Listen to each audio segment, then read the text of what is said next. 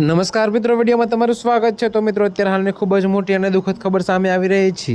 ત્યારે મિત્રો તમને જણાવી દઈએ કે અભિનેતા ગોવિંદાની તબિયત મંગળવારે અચાનક બગડી ગઈ, જેના કારણે તેમને હોસ્પિટલમાં ભરતી કરવામાં આવ્યા છે।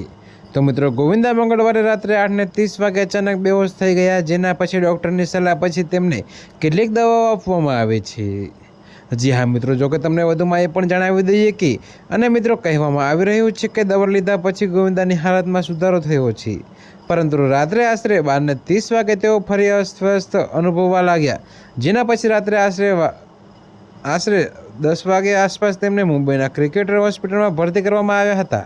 જો કે મિત્રો, ગોવિંદા હાલમાં ડૉક્ટર્સની દેખરેખ હેઠળ છે અને જલ્દી જ તેમનું હેલ્થ અપડેટ જારી કરવામાં આવશે।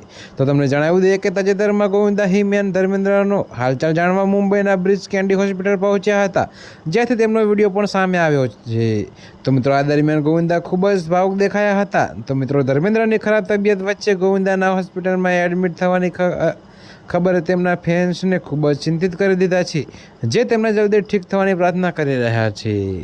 જી હા મિત્રો, તો અત્યારે હાલ માટે આટલું જ। મળીશું નવી અપડેટ સાથે, અને જો તમને અમારા વિડીયો પસંદ આવતા હોય તો વિડીયોને લાઇક, કોમેન્ટ, શેર અને અમારી ચેનલને સબસ્ક્રાઈબ કરવાનું ભૂલતા નહીં મિત્રો।